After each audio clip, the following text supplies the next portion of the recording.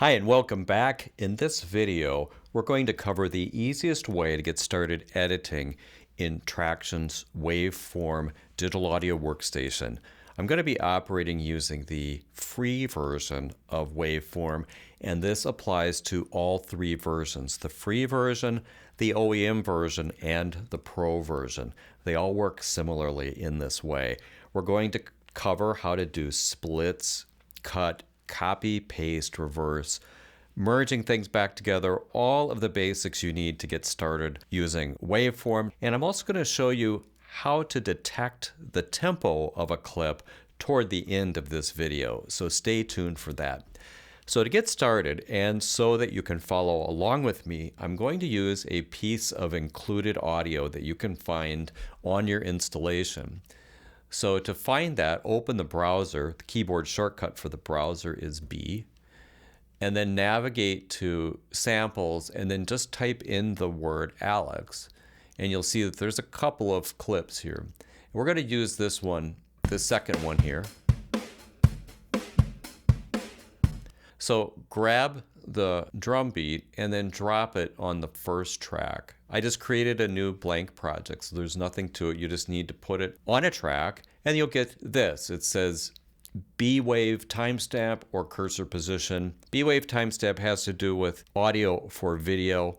Don't worry about that. Just click cursor position, and you'll be good to go. With that, I don't need the browser anymore. I'm just going to hit B to close the browser. Now to make the track expand, just grab the bottom edge of a track anywhere along here and pull that down, and then you can see more of your waveform.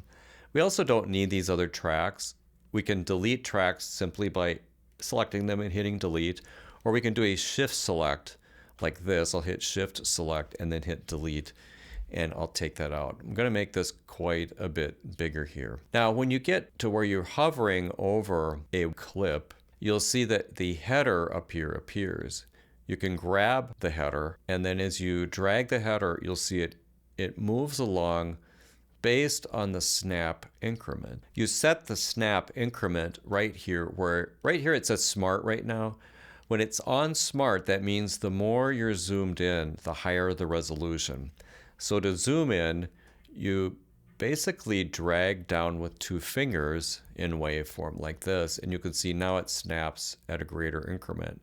Now right where it says smart, if you click that, then you can change this to snap by bar like this. So then it will only snap along by bar, or if you put beat, then it will snap along by quarter notes like that. So that's how you drag. Now, if you don't want it to snap, maybe you're editing something that's not music, then you can turn snap on and off with the keyboard shortcut Q. Then you can move this freely along the timeline like that. I'll hit Q to turn that back on. One of the first things you might want to do is to resize a clip or trim, sometimes called crop a clip. And traditionally, you do that by grabbing this triangle, this kind of open triangle on the header to move it. I'll hit Q to turn off snapping, and you can see I can freely adjust this. In more recent versions, you can do that by grabbing the clip edge. So when you go to the clip edge on either side, you'll see you get a little bracket, and then that allows you to do the same thing from the entire clip edge. Many digital audio workstations work just like this. So you can grab at that triangle, and that allows you to resize the clip. Doesn't change the speed of it or anything like that. It just adjusts the size. Now, another thing you can do is fade in. So right here is a fade handle. If we pull that, you can see that that brings in a fade, which will fade in the clip. And you've got the same thing on the other side of the clip. That will cause a fade out. Now you could adjust the style of fade with a right click on this. So you can see we've got this shape, that's a quicker fade in, and then this S shape, which is my favorite. So if we wanted an S-shaped fade, then you can do this. There are other ways to do this in properties, but doing it right on the clip, I think, is the easiest way to do it. That will bring it in and out. So I'm going to bring the edges of this in a little bit and then show you how to do a slip. Slip editing is done with this hollow box right here. As I drag that, it allows me to slip the waveform itself inside of the clip to reframe the clip. So this is helpful if you are chopping up a beat and then you want to carefully align them to the rhythm of the song. So to do that, I'm going to introduce how to split a clip. This is done with the slash key. So you just position the cursor and hit slash. Now, once you've chopped up a beat in this way, if you wanted to carefully align one of these, this is a perfect example of where you might want to use slip editing. So if we've got something like this where we've got a clip that's aligned to this beat, but it's not quite where you want it, you can grab this and then move that back like that. And that does a slip edit. I'm going to show you a few more tricks. So I'll back up out of this with a lot of undos until we're back to our original clip. And now I'm going to show you how to duplicate this. It's the keyboard shortcut D, at least by default. You can change this if you want, but if I hit D, it will just create a copy of it and just put it end to end. So if you want a lot of those, you can just hit D a bunch of times, and then we've got a bunch of bars of this beat. So I'm going to delete some of these clips. Here's one way to delete the clips, is I'm going to select this one and then go over here, hold Shift, which will select the group of them, and then hit the delete key, which will delete them.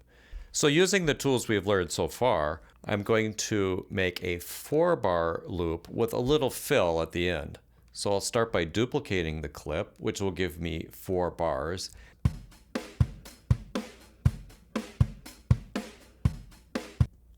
So maybe right here, and I'll just clip it out like this. Now you can also use standard cut, copy, and paste. So if I do Command C to copy and then go out here and do Command V, paste, I can do that if I'd like. Then I can just bring this back and then take this hit. I'm going to tighten this up a little bit. I can use slip to adjust that. Bring the edge back a little bit, bring the fade in on that, and then we'll put this in right here and see how that sounds.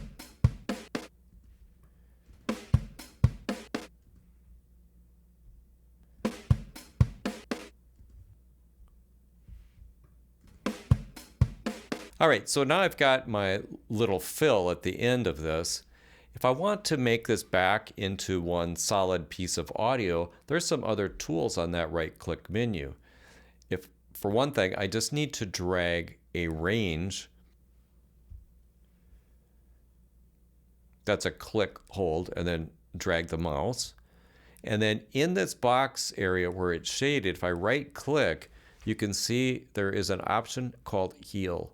That will just take all of those individual cuts out of there and make it back into one piece of audio.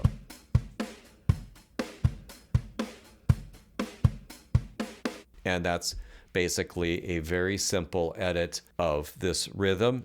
Now I showed you how to do fades, but we can also do crossfades. And crossfades, to do that, I'm going to just do a little demonstration of that. I'll create a split here. And I'll hit escape so nothing's selected, and then I'm going to drag these two over each other, and you can see we automatically get a crossfade between these two clips. Once it's crossfaded, then you've got some tools here to adjust that crossfade. If you see, you go down into the lower section here, right below the crossover point, you can then grab that crossfade and actually move the entire fade around.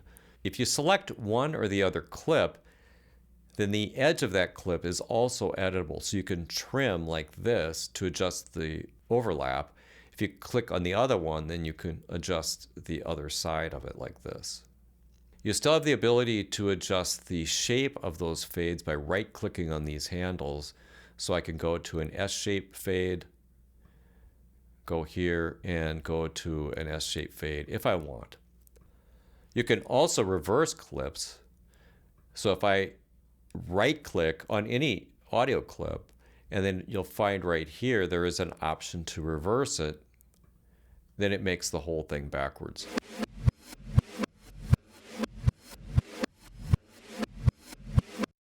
And if you wanted to reverse just a section of it, you can do a selection like this, right click and reverse, and it will reverse that section. You don't have to chop things up first and then reverse it. You can do it all at once with this type of a range selection. Make that, and then you've got all of these context options in here. Silence, duplicate, consolidate, heal, or even a ripple delete, which will take a piece of it out. That ripple delete is very useful for editing dialogue. I do have another video on that in this YouTube channel. Now, one other thing we can do is to loop clips. I'm sure you've probably seen this in other digital audio workstations, but if you have a clip like this and you want to loop it over and over, this little L up here will put it into a loop mode where you can then just pull out repetitions of it over the entire song by just extending the edge of it. And it's an alternative to duplicating the clip. And once you've got it rolled out like this, you can also right click and turn that looping mode on and off. So that's looping on and that's looping off like that. In the header area, this L also does that. Now, one interesting thing with audio editing is another feature up here. This little document is a drag handle that allows you to take this clip completely out of waveform and drop it on your desktop. So if you're working on audio and you want a little section or clip in a different, completely different system, you grab it and drag it from this, and you'll see it quickly renders it into this shape. I can drop it within waveform, but I can also take that completely out and drop it on my desktop. This is one of the things that makes waveform a very good utility for just all kinds of casual editing, even if you're using a different digital audio workstation for other things. So I'm going to delete this file. I'm going to bring in just a little piece of a sample from my desktop and just drop it in here. And I'll play it so you can hear what it is.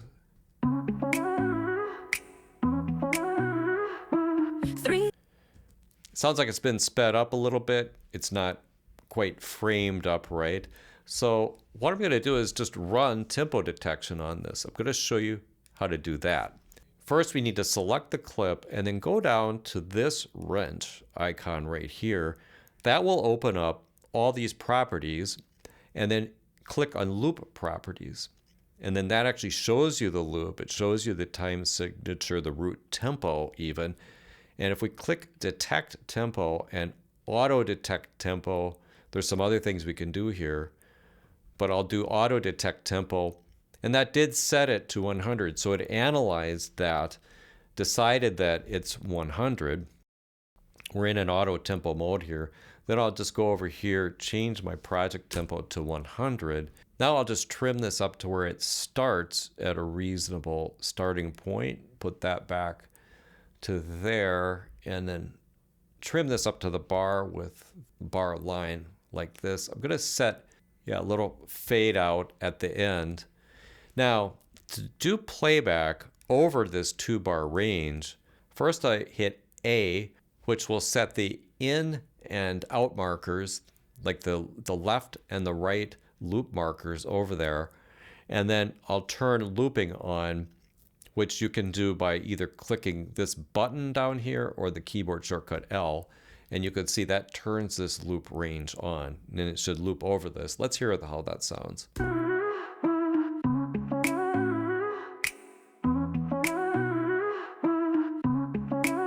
And we've got the tempo properly set for our sample. And that's it. Those are the basics of working with audio clips in waveform. There's a lot more to explore, so stay tuned for future videos. Thanks for watching, and we'll see you in the next video.